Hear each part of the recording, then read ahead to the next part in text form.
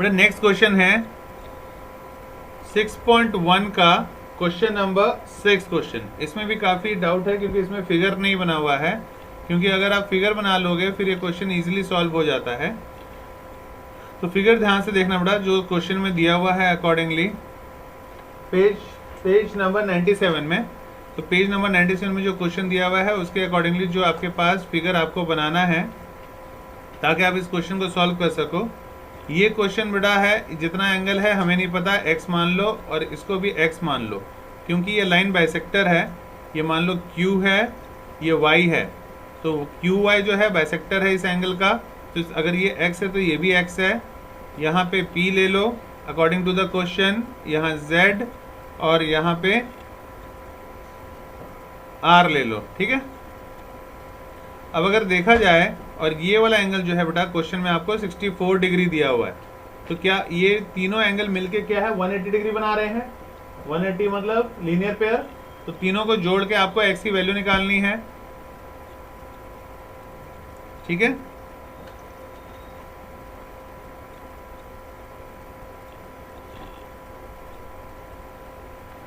ये x दिया हुआ है बेटा, बड़ा वाला x, okay, according to the question. Sorry, r की जगह यहाँ x कर लेना। निकालो बेटा जल्दी से एंगल, देखिए कौन पहले निकालता है। x प्लस 64 कितना हो जाएगा 180 डिग्री। रीजन में क्या लिख लोगे, लीनियर पेयर। तो 2x is equal to 180 degree और 64 जब वहाँ जाएगा तो माइनस हो जाएगा। तो 2x इज इक्वल टू 180 में से 64 गया तो कितना हो जाएगा बेटा 116 हो जाएगा। Therefore x is equal to 116 और 2 मल्टीप्लाई हो रहा था वहाँ जाके डिवाइड हो जाएगा, तो 58 डिग्री हो जाएगा, ओके। अब उसके बाद क्वेश्चन में बोल रहा है एंगल एक्स वाई क्यू निकालने के लिए। एक्स वाई क्यू दिख रहा है बेटा सभी को, एक्स वाई क्यू, तो यानी एक्स वाई क्यू ये एंगल है।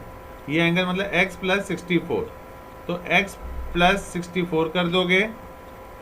उसके बाद x तो तुमने 58 डिग्री निकाला है, तो 58 डिग्री प्लस 64 करोगे तो दोनों को जब ऐड करोगे तो कितना एंगल आ जाएगा 122 डिग्री।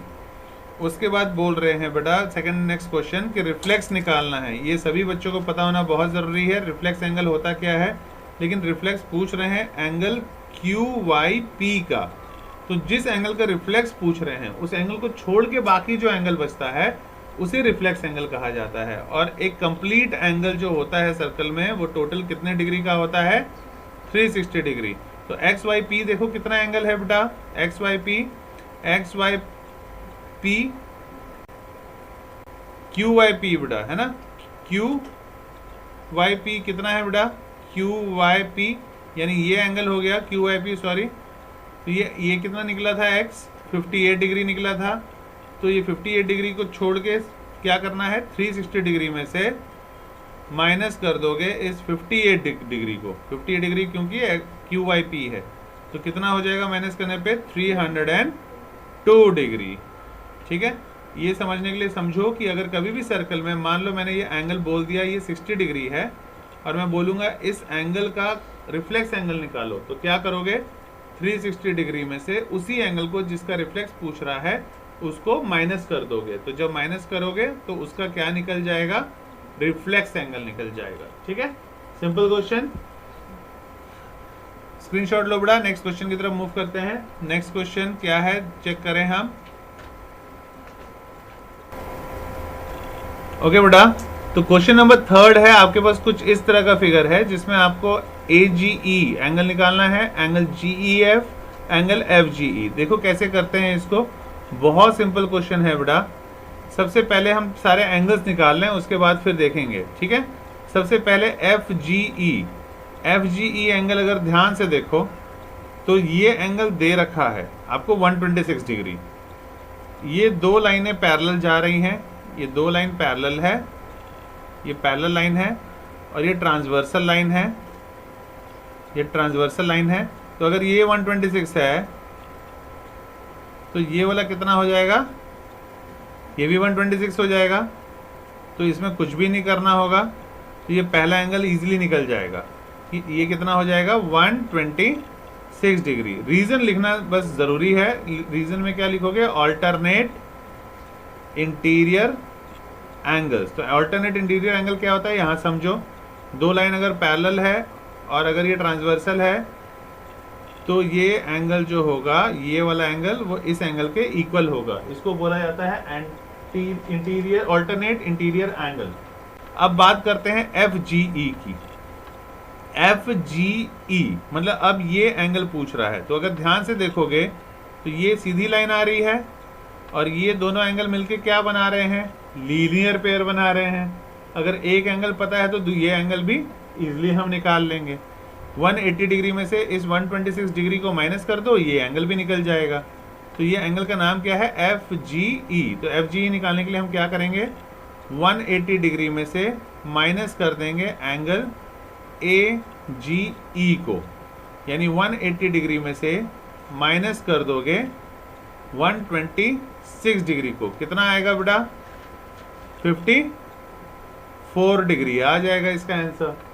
ओके, उसके बाद अब बच गया GEF। तो GEF निकालने के लिए ये पूरा एंगल 126 है और ये 90 है। तो इस पूरे एंगल में से अगर ये एंगल माइनस कर दोगे तो यही एंगल बचेगा GEF। तो GEF कैसे निकलेगा बेटा, ये 126 डिग्री दिया हुआ था, इसमें से माइनस कर दोगे 90 डिग्री, कितना हो जाएगा, 36 डिग्री हो जाएगा। सिंपल, ठीक है। तो तीनों एंगल निकल गया। क्या चीज समझ में आ रहा है बेटा, FGE नहीं समझ में आया, ये वाला FGE बेटा देखो ये सीधी लाइन है और ऐसे है, ये एंगल आपका 126 डिग्री है, ये एंगल निकालने बोल रहा है, यही एंगल है आपका, है ना। ये F है, ये G है और इधर वाला E है। तो मतलब इस एंगल के बारे में पूछ रहा था। तो 180 डिग्री में से 126 माइनस करोगे तो ये एंगल निकल जाएगा। लीनियर पेयर है ना। लीनियर पेयर क्या होता है, ऐसा होता है, कोई भी लाइन है 180 डिग्री होता है दोनों जोड़ के, बस इसी को उल्टा बना दिया है। ये लाइन नीचे आ गई है और ये लीनियर पेयर भी बना रहा है, ठीक है। तो 180 में से एक एंगल को माइनस करोगे तो दूसरा एंगल निकल जाएगा इजीली। ओके, उसके बाद अब आते हैं नेक्स्ट क्वेश्चन। इसमें बहुत आसान क्वेश्चन है, देखो कैसे। अगर इसमें एक कंस्ट्रक्शन करना पड़ता है बेटा, इस क्वेश्चन को, क्वेश्चन नंबर 4 हम कर रहे हैं। अब ये एंगल दे रखा है बेटा, ये 130 डिग्री 110 डिग्री, अंदर का एंगल निकालना है। तो ये लाइन दोनों आपस में पैरेलल है। एक और लाइन हम खींच देते हैं यहाँ से, कंस्ट्रक्शन, बाय कंस्ट्रक्शन खींच देते हैं। अगर बाय कंस्ट्रक्शन अगर खींच दोगे तो अब मेरा PQ और यहाँ पे कुछ भी नाम दे दो, L दे दो, M दे दो, सब लाइन, ये लाइन, ये लाइन, ये लाइन आपस में पैरेलल है। तो इसको जानने के लिए और करने के लिए बेटा आपको सबसे पहले ये पता होना चाहिए कि मान लो अगर दो लाइन आपस में पैरेलल है और कोई अगर लाइन ट्रांसवर्सल है जो काटती है, उसको ट्रांसवर्सल लाइन कहते हैं। तो ये अंदर वाले जो एंगल होते हैं, इन दोनों को जोड़ने पे हमेशा कितना मिलता है, 180 डिग्री मिलता है। और रीजन में क्या लिखते हैं, दोनों एंगल कौन सा है, को इंटीरियर एंगल, को इंटीरियर एंगल है। इसी को दूसरे लैंग्वेज में बोलते हैं angles on the same side of the transversal. मतलब ट्रांसवर्सल के एक ही साइड, लेफ्ट हैंड साइड में ही अंदर अंदर में है, उसी को शॉर्टकट में बोलते हैं को इंटीरियर एंगल। तो इसमें भी तुम्हें नजर आ जाएगा, ये दो लाइन पैरेलल है और ये ट्रांसवर्सल है। तो ये एंगल जोड़ के कितना हो जाएगा, 180। हाँ बेटा, ये क्वेश्चन बहुत ही सिंपल है। अब आपको समझ में आ गया होगा को इंटीरियर एंगल के बारे में, कि अंदर वाले जो एंगल्स होते हैं इनका सम 180 डिग्री होता है, इसको को इंटीरियर एंगल बोला जाता है। इन दोनों का सम, मान लो ये एंगल A है, ये एंगल B है, तो angle A plus angle B वो कितना होगा, 180 डिग्री। और रीजन में क्या लिखोगे, रीजन में क्या है, को इंटीरियर एंगल, राइट। को इंटीरियर एंगल्स या angles on the same side of the transversal भी लिखा जाता है किसी किसी बुक में। ओके, तो अगर यहाँ देखा जाए तो ये एंगल का नाम दे दो X और यहाँ पे दे दो Y। तो 110 प्लस X कितना हो जाएगा बेटा, 110 प्लस X 180 डिग्री हो जाएगा। और रीजन में क्या लिख दोगे, को इंटीरियर एंगल, को इंटीरियर एंगल्स। तो x की वैल्यू कितनी आ जाएगी, 180 डिग्री माइनस 110 डिग्री। कैलकुलेट करोगे तो कितना आ जाएगा, 70 डिग्री। अब उसी तरह राइट हैंड साइड में अगर देखो तो ये लाइन भी पैरेलल है, ये ट्रांसवर्सल है। तो अगर ऐसे ऐसे लाइन पैरेलल है कोई दो, और अगर ट्रांसवर्सल है तो अंदर वाले एंगल अगेन ये दोनों को इंटीरियर हो जाएंगे। इन दोनों का सम भी कितना आएगा, 180 डिग्री आएगा। तो अगर ये 130 है तो यानी 130 डिग्री प्लस, और नीचे वाला ये एंगल कौन सा दे रखा है, y दिया हुआ है। तो दोनों को अगर जोड़ोगे तो ये भी 180 डिग्री हो जाएगा। तो y की वैल्यू कितनी आ जाएगी, 50 डिग्री, क्योंकि 130 राइट हैंड साइड जाएगा तो माइनस हो जाएगा। अब ये तीनों एंगल x, y और ये जो एंगल निकालना था एंगल QRS, तीनों एंगल को जोड़ने पे कितना मिल रहा है, 180, क्योंकि लीनियर पेयर है। अब इजीली निकाल लेंगे, x plus angle QRS plus angle y, ये तीनों को जोड़ने पे हमें कितना मिल रहा है, 180 डिग्री। रीजन में क्या था, बाय लीनियर पेयर है ना, तीनों लीनियर पेयर बना रहे हैं। तो फिर एंगल x हम निकाल चुके हैं, एंगल x निकला था 70 डिग्री प्लस एंगल QRS हमें निकालना है। एंगल y कितना निकला था बेटा, 50 डिग्री, और तीनों को जोड़ के कितना होना चाहिए था, 180 degree. 70 plus 50 120 degree plus angle QRS is equal to 180 degree. Angle QRS कितना हो जाएगा, ये 120 जब राइट हैंड साइड जाएगा तो माइनस हो जाएगा, 180 माइनस 120 60 डिग्री। तो आंसर इतना ही आएगा, 60 डिग्री। 2.4 का क्वेश्चन नंबर 4, फैक्टराइज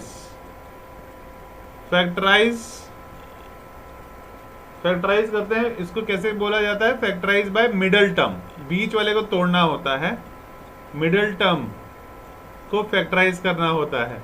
एग्जाम्पल है, जैसे एक क्वेश्चन लेते हैं, 12x square minus 7x plus 1 is equal to 0। तो सबसे बेसिक क्या है बेटा इस क्वेश्चन को सॉल्व करने का, तो ये जनरल क्वेश्चन है, ax square plus bx plus c is equal to 0। तो पहला स्टेप क्या होता है, हम a इंटू सी करके देखते हैं क्या आ रहा है। सेकंड, जो भी आता है उसके हम फैक्टर्स बना लेते हैं।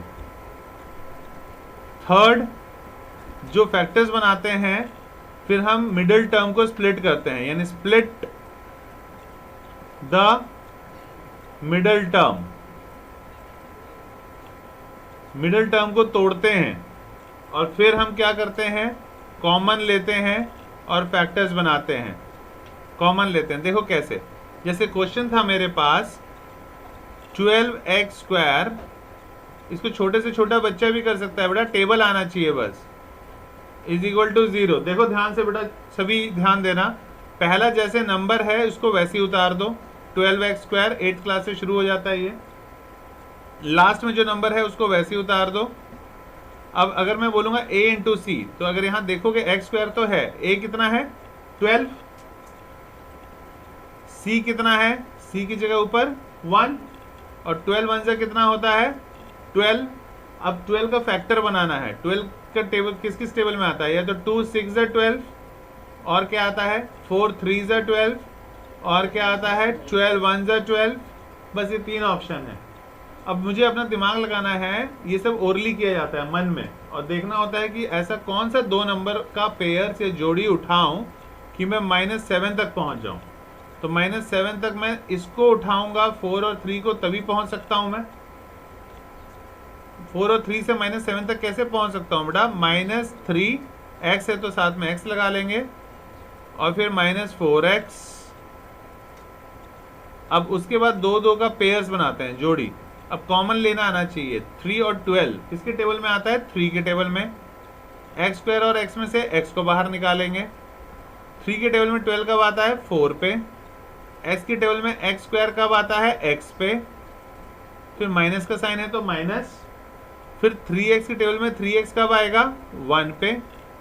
अब इसमें से क्या निकालेंगे, जब भी अगर प्रॉब्लम हो तो -1 को बाहर ले लो, अंदर यही चीज आएगा तो वैसे ही लिख दो 4x माइनस 1, मल्टीप्लाई करके देखो ऊपर वाला ही आएगा -1 into 4x minus 4x -1 into -1 plus 1।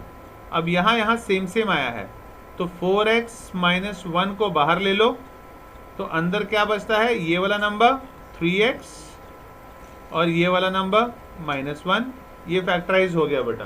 Factorise का मतलब होता है मल्टीप्लाई के फॉर्म में लिखना। अब इसी से रिलेटेड दूसरा क्वेश्चन देखोगे। दूसरा क्वेश्चन है तुम्हारा 2x square plus 7x plus 3। पहला मैंने क्या सिखाया था, फिर से देखो इस चीज को। पहले वाले नंबर को वैसे लिख लो, लास्ट वाले नंबर को वैसे ही लिख लो, फिर a इंटू सी करके देखना है। a कितना है बेटा यहाँ 2, c कितना है 3 और 2 3 क्या होता है 6। अब 6 के फैक्टर्स बनाने हैं जो क्या क्या हो सकता है, एक तो 6 1 जा 6 और क्या होता है 2 3 जा 6 और लेकिन मुझे बीच में 7 तक पहुंचना था तो कौन से नंबर का पेयर्स उठाऊं, इसको उठाऊं कि इसको, ऊपर वाले को उठा लेता हूं। 6 और 1 से 7 हम पहुंच सकते हैं इजीली, तो मैं क्या लिख दूंगा plus 6x plus 1x। 1x को सिर्फ x भी लिख सकते हैं क्योंकि 1 के टेबल में तो जिसका टेबल होता है वही आ जाता है 1 इंटू x। अब दो का पेयर्स बनाना है, कॉमन लेना आना चाहिए। किस चीज नंबर देखो पहले 2 और 6 दोनों 2 के टेबल में आ जाएगा। x स्क्वायर और x में से छोटा कौन है x, तो x भी बाहर आ जाएगा तो इसमें ये आ जाएगा x पे और 2 के टेबल में 6 कब आएगा 3 पे और x 1 जा x और अब x प्लस 3 यहाँ बचा है तो 1 बाहर ले लो, अंदर भी सेम यही नंबर आ जाएगा x प्लस 3 करके देखो 1x जा x 1 3 जा 3। अब ये दोनों सेम सेम दिख रहा है ना, यहाँ हमेशा सेम सेम आना चाहिए तो जो सेम सेम आएगा बाहर ले लो और अंदर क्या बच जाएगा दूसरे वाले ब्रैकेट में, ये कोने में जो था 2x तो 2x अंदर प्लस और ये 1 है तो 1। अब नेक्स्ट क्वेश्चन पे चलते हैं बेटा। नेक्स्ट क्वेश्चन उसी पे थर्ड क्वेश्चन है उसका। अगला वाला है बेटा 6x square plus 5x minus 6। तो सेम अब वही स्टेप्स रिपीट करने वाला हूं, पहला और लास्ट नंबर को वैसे उतार रहा हूं। 6 6 जा 36 होता है, 36 के फैक्टर 9 4 जा 36 और मुझे पता है 9 में से 4 माइनस करूंगा तो मुझे 5 भी मिल जाएगा। तो इसीलिए मैं क्या करूंगा 9x में से माइनस करूंगा कितना 4x। अब फिर से दो का पेयर्स बनाऊंगा और कॉमन लेना आना चाहिए। तो 6 और 9 किसके टेबल में आता है 3 और x स्क्वायर और x में से x बाहर। 3 के टेबल में 6 कब आता है 2 पे, x के टेबल में x स्क्वायर कब आएगा x पे प्लस 3 के टेबल में 9 कब आएगा 3 पे, बाहर बंद। -2 4 है -6 है तो -2 बाहर, अंदर क्या बच जाएगा सेम यही नंबर 2x प्लस 3। अब ये सेम चीज जो है बाहर सेम सेम है बाहर ले लो 2x प्लस 3, अंदर क्या बच जाएगा 3x माइनस 2। ओके, ये हो गया फैक्टराइज। उसके बाद नेक्स्ट वाला जो है वो है 3x स्क्वायर आगे माइनस x माइनस 4। तो फिर से पहला नंबर वैसे ही, लास्ट वाला नंबर वैसे ही और 3 4 जा क्या होता है 12 का फैक्टर बनाओ 3 4 जा 12। 3 और 4 को यूज करके मैं बीच में -1 ला सकता हूँ। किस नंबर में से कौन सा माइनस करूंगा तो -1 आएगा प्लस 3x में से -4x। इसके लिए आपको जो है 7th या 8th क्लास में प्लस माइनस अच्छी तरह आना चाहिए तो ही इसको कर सकते हैं। उसके बाद कॉमन ले लोगे 3x अगर बाहर लोगे तो अंदर क्या बच जाएगा x प्लस 1 और यहाँ पे -4 बाहर लोगे तो अंदर क्या बच जाएगा x प्लस 1। अब x प्लस 1 सेम आ गया, बाहर ले लो, अंदर क्या बच जाएगा 3x माइनस 4। चारों के चारों क्वेश्चन फैक्टराइज हो गए, हार्डली 2 मिनट भी लगा होगा। तो इसको अगर 3 बार प्रैक्टिस कर लोगे तो जिंदगी भर के लिए याद हो जाएगा। मेथड पता होना चाहिए। पहले जो है a इंटू सी करते हैं, फिर देखते हैं क्या नंबर आया, फिर उसके फैक्टर्स बनाते हैं, फिर देखते हैं मिडिल टर्म तक कैसे पहुंचेंगे। ठीक है।